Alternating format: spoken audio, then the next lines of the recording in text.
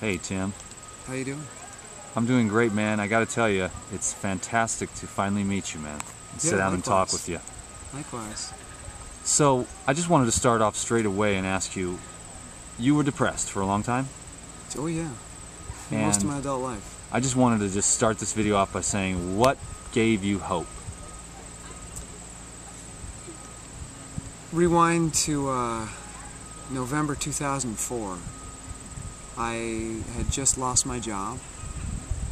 I was experiencing chronic fatigue syndrome and some pretty severe depression, like debilitating, crippling, near-death depression and chronic fatigue. So I really couldn't do much. I couldn't think clearly, physically, just everything hurt. I was tired all the time, and I didn't want to do anything anyways. And I bumped into quite a few people who were raw foodists over the years. I lived in Los Angeles, working at a vegan restaurant. So I'd bump into raw fooders. And there were a couple people that, when I lost my job, they were concerned. You know, the future for me was homeless on the street in LA. That's what was going to happen. Or dead, dead pretty quick. So they kind of forced me to try raw foods. They took me to raw restaurant after raw restaurant after raw restaurant, showing me that the food tastes good, that it's not just, wheatgrass and carrot sticks. There's actually substance to it. It was all raw gourmet, which I don't eat now. But at that time, it tasted good. I really appreciated the fact that they cared enough about me to make the effort. But within a week of eating that way, everything cleared up. Everything? Yeah, everything cleared up in a week. The hopelessness dissipated. Wow. The feeling of lethargy, the feeling of cloudiness, it all dissipated. And it was so fast. I was in shock. I said, okay, I'm going to do it for 2 weeks. And in 2 weeks, I felt even better. And it's like you've got glasses on, which are tinted, and then somebody comes and smears mud on the glasses, and then somebody puts a hood on you. And you take the hood off, and suddenly you can see light, but you can't see anything clearly. But you can see light, and you're like, wow, there's light. And then all of a sudden, you wipe the mud off. And wow, now you can actually see shapes. It's like, holy cow. But you still have tinted glasses on. And then finally you take the tinted glasses off and you're like, look how bright and beautiful everything is. And you can see things clearly, and you can see shape, and you can see color. And, and that's what it was like for me. Like within a week, I already saw light. And then, as time went by, I just kept taking off more and more of the things that were, impairing my view and experience of life. And I felt like a kid again. And not just did I physically feel like a kid, but, emotionally I felt like a kid. I wanted to play. I didn't want to be an adult that just worked a job and made money and bought things and then went back to work and, And now you play, don't you? I play, that's what I do. And people don't see it as play. I run between 90 and 105 miles a week, which is 13 to 15 miles a day. Sometimes I run 20 miles a day, but on average it's 13 to 15. And I race every single weekend of the year. I live in Vermont, so for 5 months of the year I'm racing on snowshoes. I run up buildings, the Empire State Building, Sears Tower, U.S. Bank, all the tallest buildings in America. We have races up. They're really hard. I run up mountains, but it's play for me. What got you into running? Well, after a year of, taking off those different layers, I felt like a kid, and I had all this energy. Everybody told me I was going to have this energy, and everybody's talking about it. All the raw gurus who are writing the books, they're talking about all this energy you're going to have, but none of them are doing anything with it. So, I'm thinking, well, what can I do with it? So I thought, I'll start running. I ran in high school. Why not see if I can be a runner again? Let's see if I can run, because I feel like a kid. And I started running. And within just a few months, I had ridiculous endurance. And the first race I entered, I'd only been running for a little over 3 months. And it was a big race. It was a half marathon. So here's a guy who hasn't really done anything since the age of 20. I'm now 37. I decided to start running, and within 3 months I enter my first race, and it's a half marathon in the mountains on Catalina Island in California. And you basically climb a mountain, then you drop, and it's a big race. And I ended up getting 4th place, which was huge validation. It's like, holy cow, like I've only been running for a couple months. I'm 37, and I just did really well. So I started, well, what else can I do? How far can I go with this? Can I go to the Olympics? Can I win a national championship? I don't know. Maybe. Let's find out. If you don't try, you'll never find out. So you're like very high raw, 100%? I hate that question, but yeah, I hate the labels. I just want to find out like a little bit. You're different. You and I are both a little different than the 80-10-10. Yeah, we're pretty close, but different. Yeah, just a few. We're not really paranoid of fat. There's some soaked nuts and seeds, hemp seeds, stuff like that. Yeah, keep a little more size on that way, I feel. Yeah, like I'm a runner. I should be really, really skinny. I have very little fat, but I also have, quite a bit more. I'm not a big guy, but I have more muscle than you've got runners. Perfectly healthy shape. Yeah, I mean, you're just when I saw you, man, I mean, saw your videos over the years, and then when I saw you the other day, I was just impressed. I mean, I liked you right away because you were just glowing, and you've been glowing ever since. You're always smiling. If you're not smiling and talking to someone, you're running by. I'm like, so what is it? Running Raw? RunningRaw.com, yeah. Is your website, and then that's the whole project. The YouTube. Yeah, Running Raw on YouTube, and RunningRaw.com is the website. I was going to say Running Constantly. There goes Tim again. Yeah. So cool. They should check you out on YouTube because dude. I haven't got to see one of your talks yet, but I've heard a lot about it. You have the same speaking style as I do, just straight from the heart. Straight from the heart and passion. What else is it? You can give people information, Dan. You know this. I'm not talking to you right now. But you can give people information that's not going to make a difference. They're going to intellectually understand it. So what? They're not going to do anything with it. You got to be vulnerable. You got to be honest. You got to reach out from the heart, touch people, and then give them the information. Yeah. But do so in a way that it's all about, just like making a connection. Because if you don't make a connection, it doesn't matter how much information you give away. Nobody's going to get it. Nobody's going to do anything with it. Yeah, there's a lot of info, but not a lot of inspo. Yeah, inspo. I like that. I just made that up. Inspiration. Yeah, I think that's why we do have a good effect on our friends around here. This has been a beautiful week so far. Yeah. And it's nice catching up with you, and learning more about you. Let's talk a little bit about the diet. If that's okay. I mean, what would a sort of a typical day look like? All right. I get up and do a big green smoothie every morning. 64-ounce Blendtec blender container. Vitamix is probably the same size. I'll fill it half with kale, spinach, beet greens, chard, red chard, green chard. All the greens I can get, but it's predominantly kale. So I'm like 32 ounces packed down of greens. Then I'll put one banana in, I'll put like half a cup of blueberries. I live in a blueberry farm, so I've either fresh blueberries in the summer or frozen blueberries all winter that we grew organically. Then like 5 dates, well water.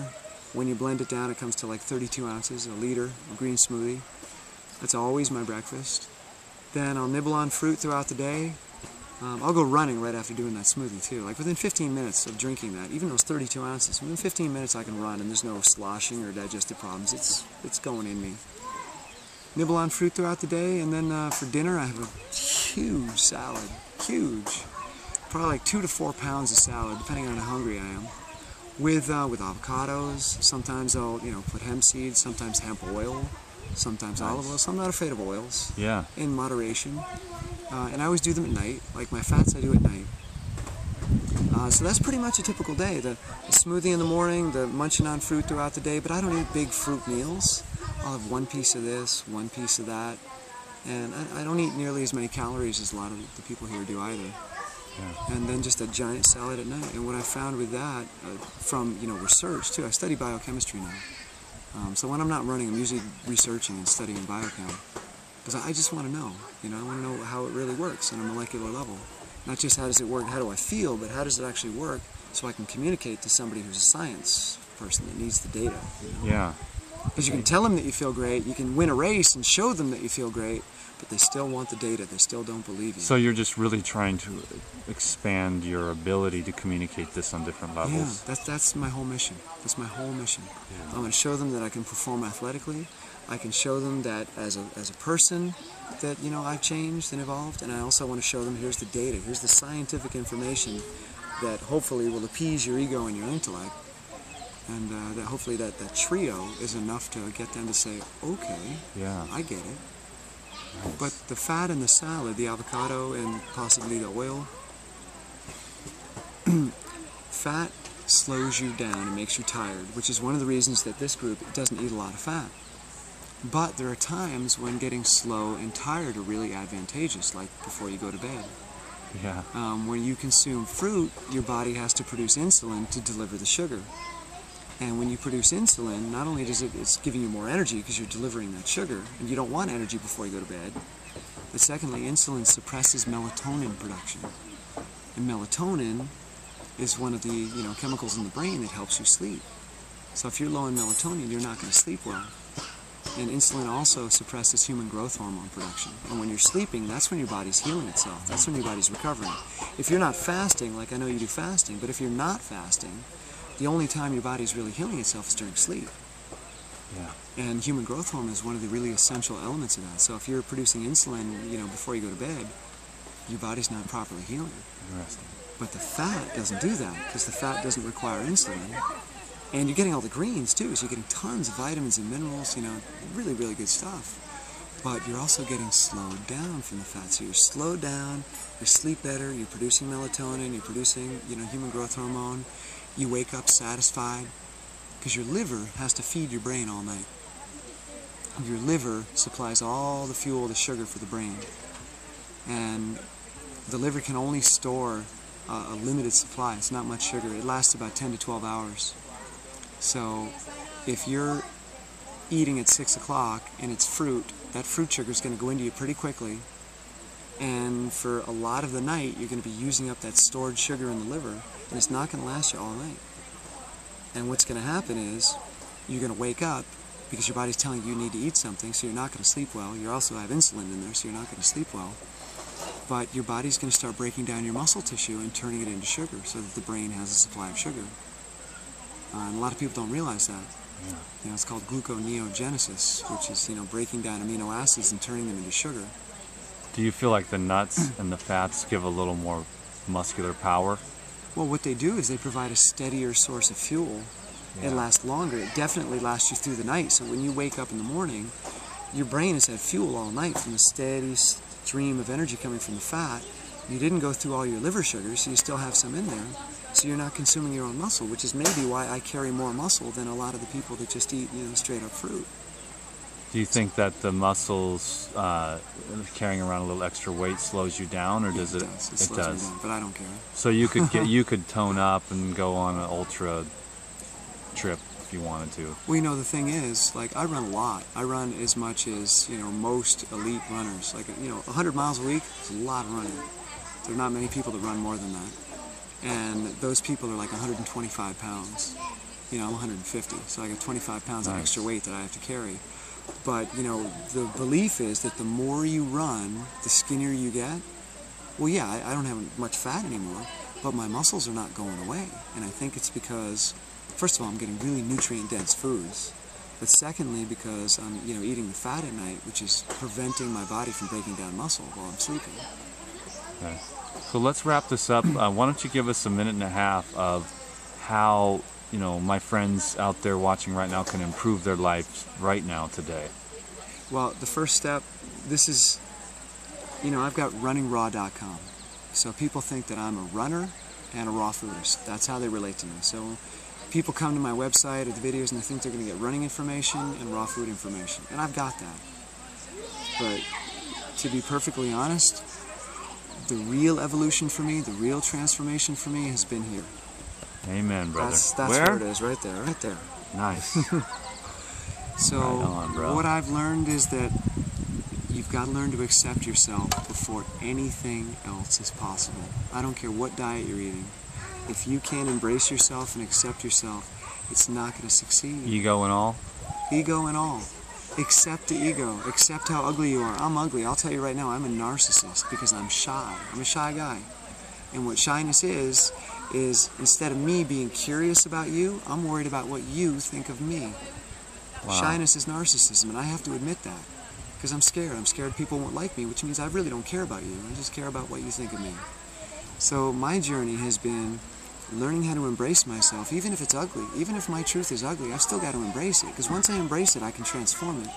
But if I keep fighting against it, I end up using all my energy to fight myself. Yeah. And where do you end up with that?